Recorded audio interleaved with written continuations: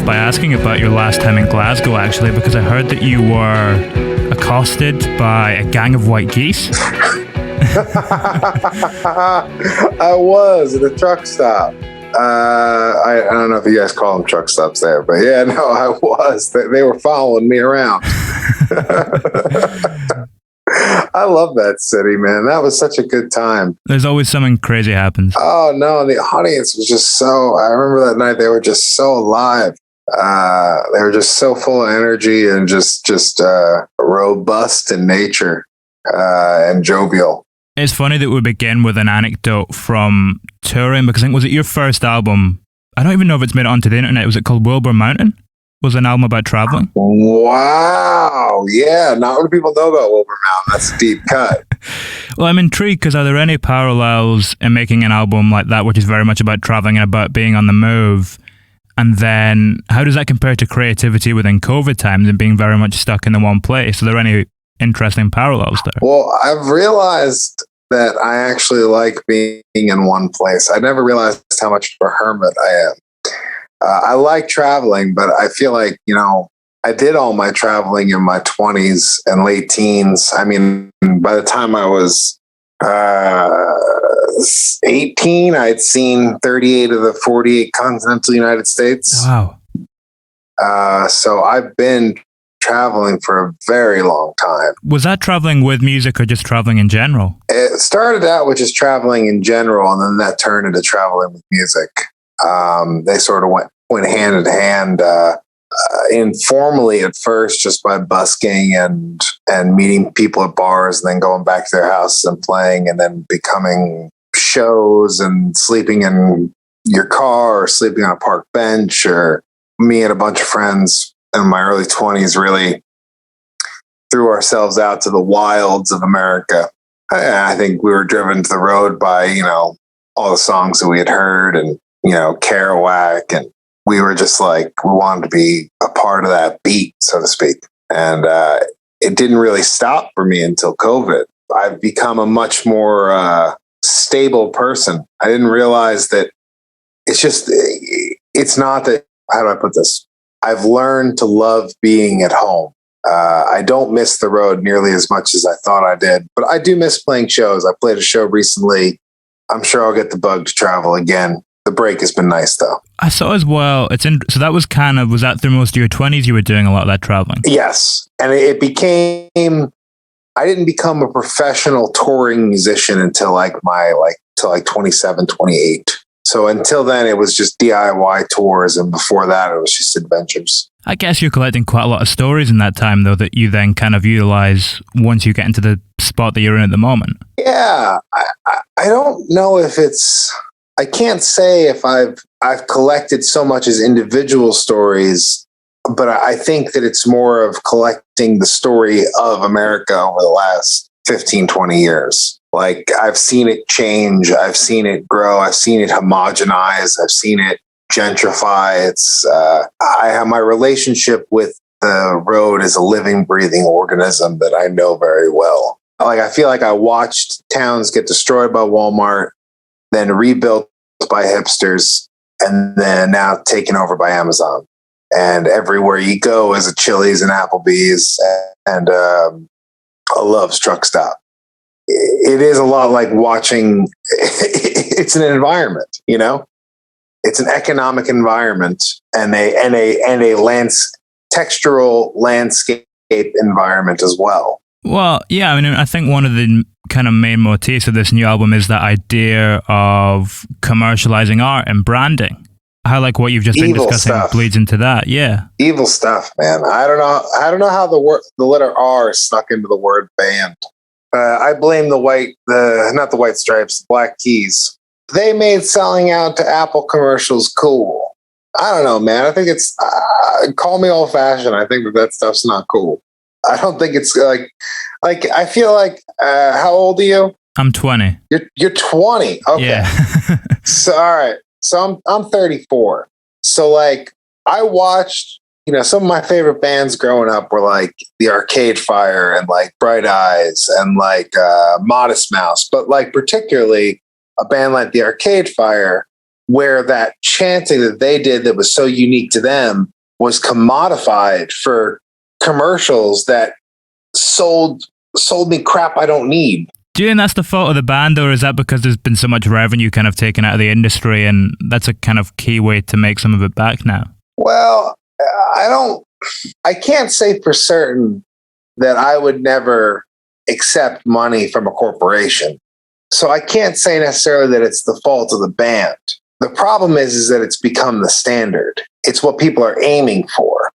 Oh man, it'd be so cool if like my song got licensed for a commercial. Like, no, you should be aiming for like making stuff that makes people think or feel, not makes money. My favorite artists never made money. I don't make money. I don't know if that says It's like that line on the album, though. You know, it's a good song if it sells some beer. Yeah, no, that's pretty true. Ironically, yeah, no, and that's very much Nashville. I mean, the entire downtown is based on beer sales, and the music that they pick down there is based on what sells the most Bud Light and these hard seltzers. I'm not a drinker, so I don't know. Have you experienced these hard seltzers? I don't think I have. It sounds quite an American kind of thing. Like, you guys don't have White Claw over there? No. Oh my God. It is so stupid, man. It's like seltzer water with like a little bit of malt liquor in it, I imagine. And people go nuts for this shit because it's low calorie. But yeah, no, it's wild to see it. People so willing to commodify themselves. That people, and not even just artists, but people are expected and also see themselves as brands. Like what my personal brand, like my personal brand. It's such these words like trend and brand, and I mean branding. I mean it's so you can't make this shit up. I mean the word brand comes from branding of cattle, with an insignia on it of who owns it. It's concerning. This doesn't feel like, I mean, I'm probably stating the obvious here, but this isn't something that's going to lead to better art. No, I don't think so. I think it leads to, and then when you mix blanket statement political views on top of that are also line up with a brand, you're not actually saying anything. Like when Apple or whatever put out a statement about the kind of political topic of the day. Yeah, no, it's not actually, it's just placating. And not like, oh, it's just placating the liberals, man. Like, no, it's doing a disservice to great causes. You know? Like it's not the way it should be. I mean, this is not I was kind of a dick the other day. My girlfriend's 24. She was wearing a Clash t-shirt.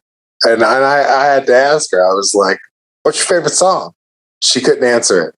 But she had read it just like, how can you wear a band shirt of a band that you don't even like, but you just like the aesthetic of? She's not the only one that does that. Well, you see a lot of people in Ramones t-shirts. Oh, I mean, yeah, you know, and we're living in like an exaggerated version of that conversation, you know? I admit that I put her on the spot. She did name a song. It was her favorite album was Combat Rock, and her favorite song was Rock the Casbah. But she did not know. She had read a book by Mick's girlfriend, so she assumed that Mick was the lead singer and did not know who Joe Strummer was. And that is what happens to art when it is commodified. Yeah, it becomes boiled down to an image that isn't particularly representative of what it actually is. Absolutely. And I don't fault her. It's a generational thing. I can't believe, how do you know about Wilbur Mountain? I think I heard it mentioned in another interview you did. Oh, okay, yeah. Because I looked it up after as well, because you spoke about in that too, about how, I mean, it's kind of the antithesis of what we're speaking about here, because you only printed like 200 copies of it or something? Yeah, 200 copies, and it's mastered very low, so you can't really hear anything. But then it inspired people, didn't it? Oh yeah, it was so strange. People went on, they like quit their jobs and started hopping trains and found stray dogs and, gave them bandanas. So the album, I guess, touches on a lot of that stuff. I'm a big Craig Finn fan, so I think I'm always trying to sort of take the same literary perspective that he's taking on things. He inspires me tremendously with his critiques of modern society. Are you ever almost as much inspired by the philosophy of an artist as much as the music of them and the art that they create? Yeah. I think when I was younger, I would be at fault for carrying, like, sort of the critique that I just made of my significant other, of carrying around books in my pocket without ever really reading them. I think I did that with a lot of some Kurt Vonnegut books and some like Albert Camus. Like, I didn't read The Stranger until like last year, but philosophically, what that guy's about, I'm all for that. If that makes any kind of sense. I mean, I was going to ask about that in relation to, because you reference Richard Pryor and then Andy Kaufman as well on that song. Is it Myrtle Street? Yeah, Myrtle Beach. Myrtle Beach. Beg your pardon. Yeah, Myrtle Beach. Because I mean, Kaufman is someone who I was intrigued by your kind of thoughts on, and whether that was someone you might have taken influence from philosophy as much as the art that he created. Oh, well, yeah, that's a great example. I mean, I'm a huge fan of his work, and I'm a huge fan of Richard Pryor's work. I mean, Richard Pryor is probably, next to Jon Stewart, my favorite stand-up comedian, or next to George Carlin as well. But I study Pryor's work as much as I study Craig Finn or John Prine or anybody else's. I've never really related to being a musician. I've related to being more of a writer and also more of a performer. So like someone like Andy Kaufman, there's that relationship that certain performers and writers have with the audience where they're just 2 seconds away from flipping them the bird. Richard Pryor has that. Andy Kaufman has that. Those are the people that I admire the most, or the ones that perpetually have their middle fingers in the air, like Charles Bukowski or I just don't give a fuck. or Albert Camus or Modest Mouse. They do not. It's middle finger straight in the air. Is that kind of what you were referencing on? Is it Busted World where you talk about the jokes on you? Yeah. Well, I think that album is that song is strategically placed on the album to sort of be both the catharsis and the thesis statement of the whole piece. Is that if you think this world is anything but absurd, then you don't get the joke. It's an absurd world. Well, I know what it's like over there, but have you ever been over to America? Yeah, twice. I went to Florida once as a kid to Disneyland, and I went to New York for a few days once as a kid. When you get out of the country, you have one chain restaurant next to another chain restaurant. You have a Starbucks across from a Starbucks. It's absurd. It's an absurd world that we live in. It has very little rhyme or reason to it. But the joke's on me too. I'm the dope here, taking all this time to tell you it's a joke when you should just know it's a joke inherently. So it's on me too. Well, I mean, with the album, you do this thing like we're kind of talking about here, where you'll start with the album very much kind of starts by looking at the kind of surface level branding aspects of a lot of things, but then that kind of gives way to these existential questions that we're talking about and the kind of bizarreness of it. But I think you do admit on the record too that we're never really going to find out the answers to these bigger questions. When you come to that revelation, are you more at peace as a result of that? I think I'm at peace with my philosophy on the world. I think learning to live with that absurdity and make peace with that absurdity is an album within itself. Recognizing it and acknowledging it is one thing. Reckoning with it and understanding it as the atmosphere in which you live in. It's like learning to swim with the tide, not against it, Yeah, if you can't fight them, join them kind of thing. Go with the flow. Maybe you'll see me in a couple months and I'll be on some sort of commercial and I'll have completely sold out to the Illuminati. I obsess on that stuff, man. It's wild. Like we have I regularly go into these rabbit holes because I'm fascinated by it. Millions upon millions of people watch, like, what are the most viewed things on the planet? Like TikTok cat videos and people saying that there is a secret organization of lizard people that eat babies that dominate the world stage. People believe that. How far gone is the society that we've gone back to? I mean, it's not. How is it not the same? I mean, those people are like harmless compared to the other ones that think that, that somewhere Tom Hanks is draining a child full of blood full of its blood to sustain his youthful appearance. Like, that's the not world working. we live in, man. It's not. That's the world we live in. It's completely fucking absurd. But yet I have empathy, because how lost in one's own personal life do you have to be to, you say, throw your hands up in the air and say, screw it. That's it. It's lizard people. Like, where do you have to be as a person? What's going on in your life? And that's where, like, larger things like capitalism and this, and I'm not totally anti-capitalist, but we have unchecked capitalism that is running rampant through our society, that is leaving these huge economic wealth gaps. So it's no wonder that people are thinking crazy shit. But then again, sometimes I think to myself, like, is this like, we hear about these like things that happen in history, like these big monumental moments, like the printing press. I'm sure that for like 20 or 30 years after the printing press, people were like, there must have been the conspiracy theorists of those times who could barely read and barely understand what they were looking at. So they were drawing wild conclusions about things that they had. There's a learning curve that has to take place. I don't know, because people were very tied to religion at those times, weren't they? They were, but also the only people that could read were the ones that were with the religious doctrine. Yeah. Or reading the religious doctrine. So it's kind of like the only people that like they understand the internet are the ones that built the internet. The main thing that was printed with the printing press was the Bible. It wasn't like there was like, oh, we have this printing press. Now it's like publish all these great works of fiction.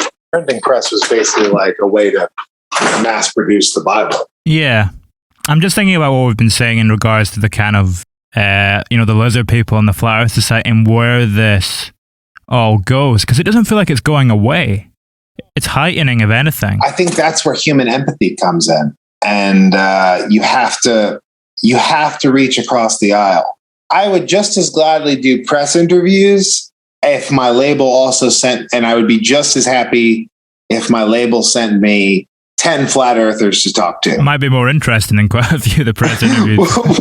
Well, no, and just hear them out. Let them keep talking until there's no steam left, and then just level with them. Because it's really, I think, at the core of it, it's a population of society that feels like it's unheard and unrecognized. I personally, as a human, have empathy for, I don't know, I've been told I'm over empathetic, but I empathize with everybody. I mean, I admit when I was, because I followed that whole QAnon thing really hard, because I was like, this is a moment in history. I don't want to be told what this is. I'm going to follow it like Hunter S. Thompson followed the Hells Angels. How early on did you start following it? Well, I dove in. I had a friend who kind of drank the Kool-Aid. He called me up one day and he was like, man, I'm really confused. I think that there might be something to this. So I started digging into it. I knew, and I held on. I was like, there is no way that there is any truth to this, but I'm going to throw myself into the pit of this until I, for myself, can prove them wrong without just the basic knowledge of like, well, I know that this obviously isn't true, because I wanted to understand the people that were involved. I wanted to understand who they were, and they were aunts and uncles that don't understand Facebook or Twitter, and they're lost on the internet. And this gave them a home, and this gave them friends and other people to believe in this stuff, and then the persuasive power of the internet. And yet it leads to these speaking of the insurrection, stuff like that, it leads to very dangerous ends. Did you foresee that when you first started looking into it, once you realized it was bullshit, but there was a lot of people kind of gathering behind it? There had been so much hype on those hashtags about the changes that Donald Trump was going to do, that I think what happened was there was this pressure building of like, Donald Trump is going to be the one that frees all of these trafficked children from the Hollywood elites. From Tom Hanks. Tom Hanks. And the great storm is going to come. And then Donald Trump and his conglomerate of fucking idiots took that and weaponized it. But then really what happened is Trump never met those expectations. So the people that were involved escalated their own tensions to where they brought it upon themselves. People died because of it. And this kind of makes, and I'm going to tread lightly because I don't want to seem insensitive. Back in the 80s and the 90s, like I was in middle school when Columbine happened, and they blamed, Marilyn Manson. And in the 80s, when kids would be killing themselves, they were blaming Ozzy Osbourne, for the metal music. These tragedies that happen, these people have psychological issues. You still have to reach out to them as humans and try to get to the psychological feelings of alienation and depression and isolation from the rest of society. Inclusion is the only way to, I think, really, and it requires sort of an agree to disagree stance, which is sorely lacking today. Oh, it doesn't exist.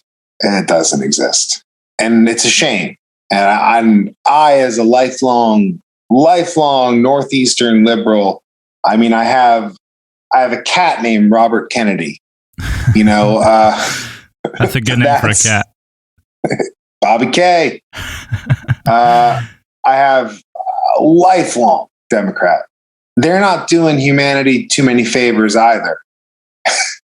These days, it feels like. Well, he's not really, since he's been in, he's not really changed too much, has he? He's kind of just continued along the same path to a certain extent. Yeah. Yeah. But I mean, the climate change agreement and everything, which I thought was cool. And I think that, I voted for him. I voted for him good and early.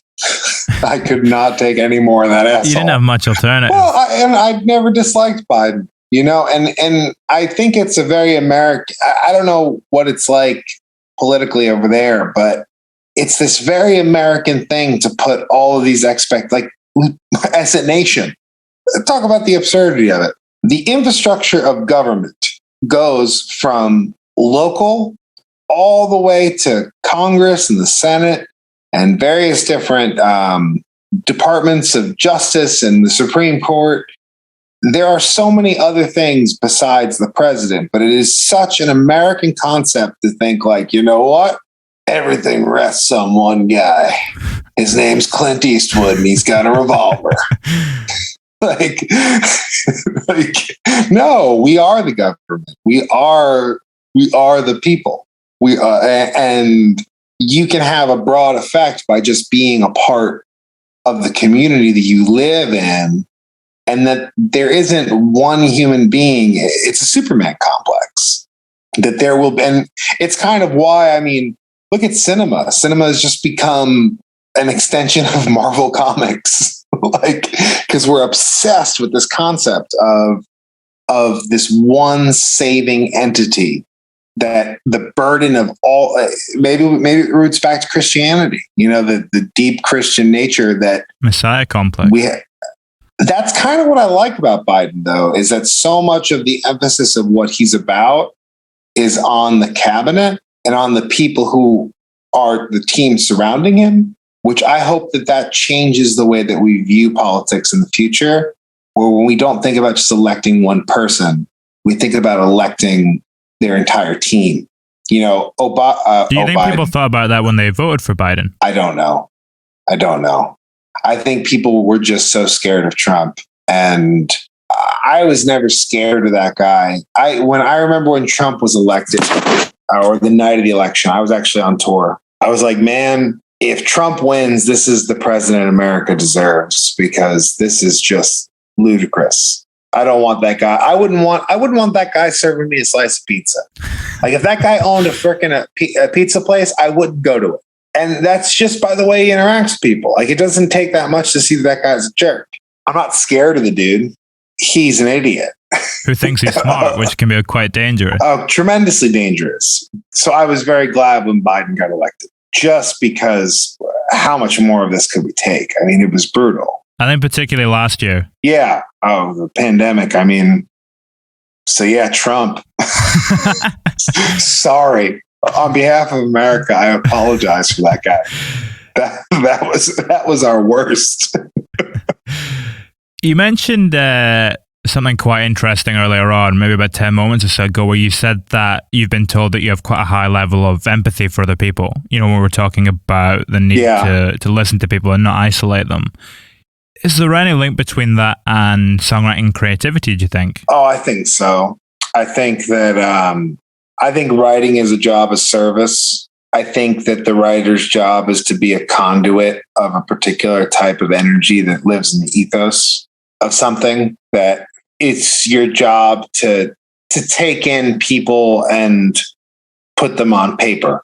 I think it's an essential part of it. I don't think of look at it's like being a cartoonist, like Charlie Brown, like through this one, Charles M. Schulz, through this one character, embodies an entire dimension of the human experience through this one guy with an orange shirt with a black stripe across it. That's the job of the writer.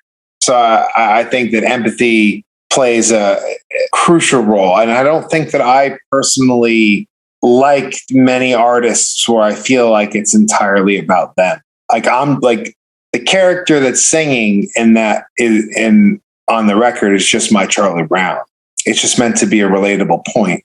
Something that it's just a guy with a funny nose, a curly Q hair thing, and a black stripe, and he goes through these experiences that are human, and that's my intent with writing. Which I guess that there's a perspective that you inherently have, but that perspective is so influenced by the wealth of humanity you experience traveling, being part of the world, going to the grocery store, going to the gas station. It's just an essential part of it.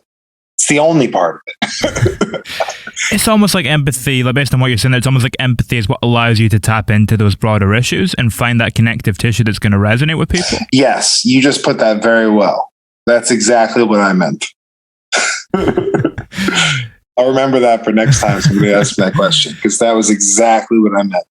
But it gets you in trouble because you'll end up being somebody that I'm not angry with QAnoners. I don't approve of them. But like, I get it. They feel left out of the world. Look at all the images we're being fed every day. I mean, just try to imagine taking any historical figure that you grew up with as a child, right? That was sort of, we'll take George Washington, for example, or Ben Franklin. We'll take Ben Franklin. That's a great example. And imagine making him sit through a YouTube advertisement on an iPad and the windows that he would be clinically insane by the end of the day. He'd lose his mind. Yeah. He'd lose his mind. First of all, he'd be like, I can touch this thing and it moves. Second of all, he'd be like, why am I being sold, ads for, men's hair club? And B, like, why am I just having opinions being screamed at me? We live in an insane world. It's like H.G. Wells' War of the Worlds or whatever. We're living through, I think the closest parallel historically is what it must have been like when the radio was introduced. Like there was silence, everyone lived in a certain way, and then one day this thing that connected everybody with a singular message came across the airwaves. If you look at the inventions of that time using radio, light bulbs, airwaves, electricity rather, people came up with some wacky ass inventions that made no sense and were tremendously lethal as a result of it. I can't name any of those top of my head, but and that's what we're living in now. It's just wacky times. We have this new force that allows, like, I'm literally talking into an Apple product with someone across an ocean. We have this new thing that we don't quite fully understand. A, where it's going. B, the implications of it long term. C, I don't know what C is, but you get what I'm saying. Yeah. I think what you touched upon there, the idea that we're speaking to each other from across an ocean, that's the beautiful side of it. Oh, totally. But the negative is that we're, like you say, blasted with opinions 24/7. Too many opinions. I mean, over editorialization is a huge issue. I mean, if you take an infinite amount of articles about the same subject and just continue reading every single micro point of view on something, you're going to fight with yourself about something that you agree with yourself on. You're going to drive yourself insane. So that's why, man, I watch this PBS NewsHour. It's the closest thing. It's in America. It's just straight up news. It's just once a day, 6 o'clock. Judy Woodruff. PBS is like public broadcasting, right? Public broadcasting. It's not NPR, which is way more opinionated. And opinions are cool, but like I prefer to have my own, you know? That's a good quote. I like that. That's how I feel about that. And I do appreciate points of view, but I feel like the best way to really come up with an opinion is to have facts, digest those facts, and then think about them.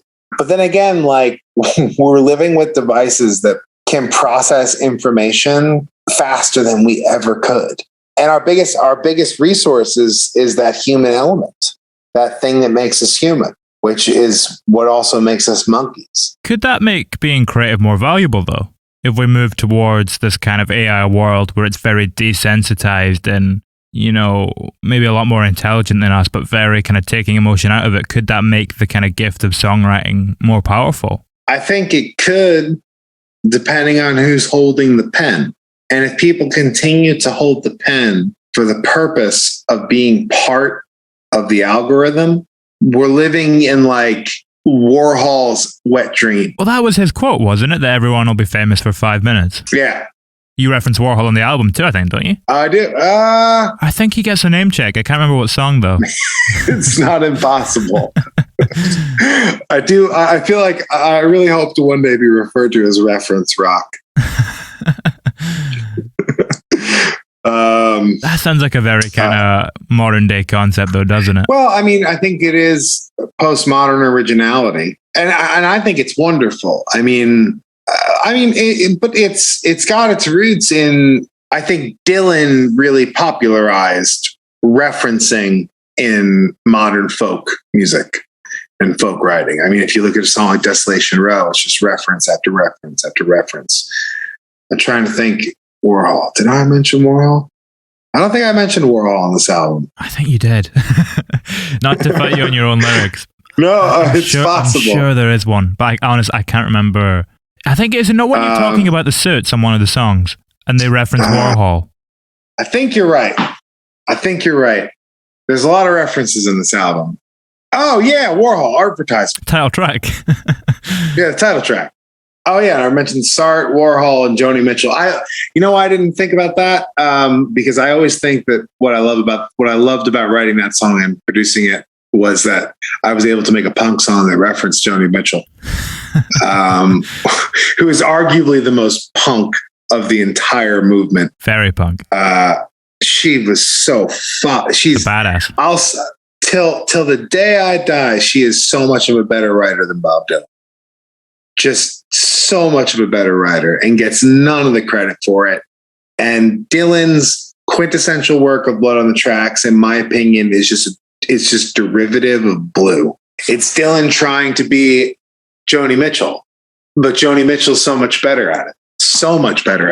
But I was just enamored with her work. It's interesting what we've been talking about. You know, we've kind of touched upon the theme of like exchanging ideas, the various kind of guises and where we're at today in the modern world. But on this album, you mentioned the fact previously, I think, that you felt like it's very much a sum of its parts, and there were 5 people behind working on it, and you felt like a member of that team, as opposed to kind of solely your voice, I think? Yes, that's the main gist. That's why I'm so proud of it. If I felt like, I don't think I could ever be this proud of something that was just me.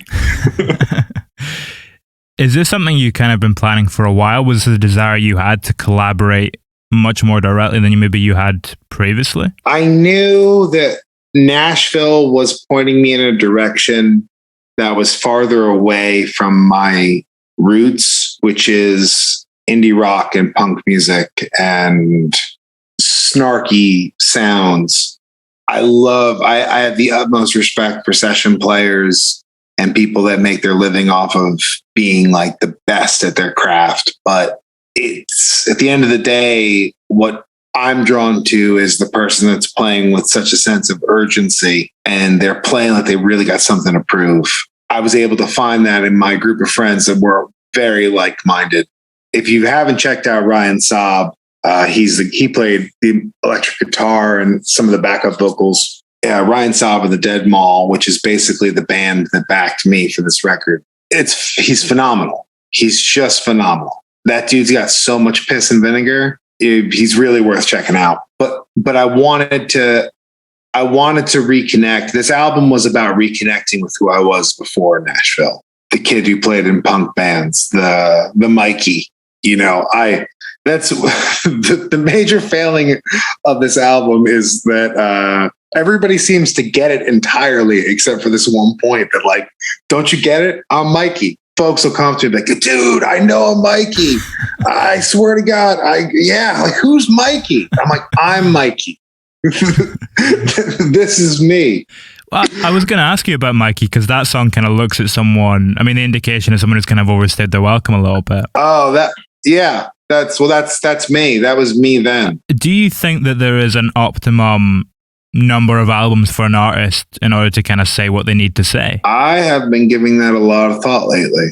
I have one more album written, and I've made peace, and I'm deciding personally whether this one or the next one will be the last one, because I don't know how much more I have to say about it. Especially when you're tapping into such universal things. Like, although there is a lot of references that feel very current, and like we've been talking about, very pressing modern day issues, at the heart of it, I mean, it even comes back to what we're saying about empathy.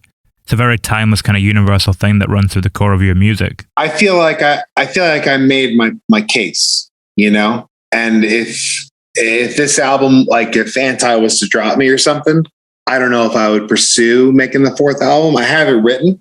So I don't know, to answer your question, between 3 and 4.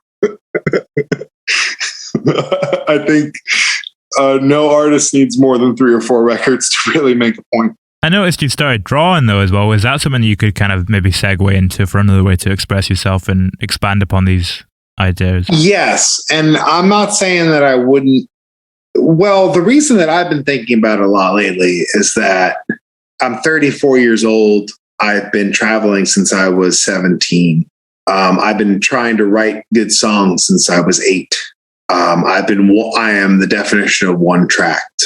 I've given more than half of my life to this so far, and I'm very grateful. I often say I'm the luckiest guy in show business. Nobody knows who I am. Apart from the Scientologists. Other than the Scientologists. But nobody really knows. I'm so low profile. I get to be that fine line of critically acclaimed and low profile at the same time. I'm so low profile that the Scientologists don't even want anything to do with me. They thought about it. They're like, nah. But so I thought about, 3 or 4, but for me, I've given so much of my life to this, that painting, my relationship with painting and drawing has become something that I feel like songs, lately I've been thinking about that songs are like explanations of a feeling. It's like trying to have a feeling and saying, this is a weird feeling I have. This is my attempt to make it make sense to you. A painting or a drawing, it's just the feeling.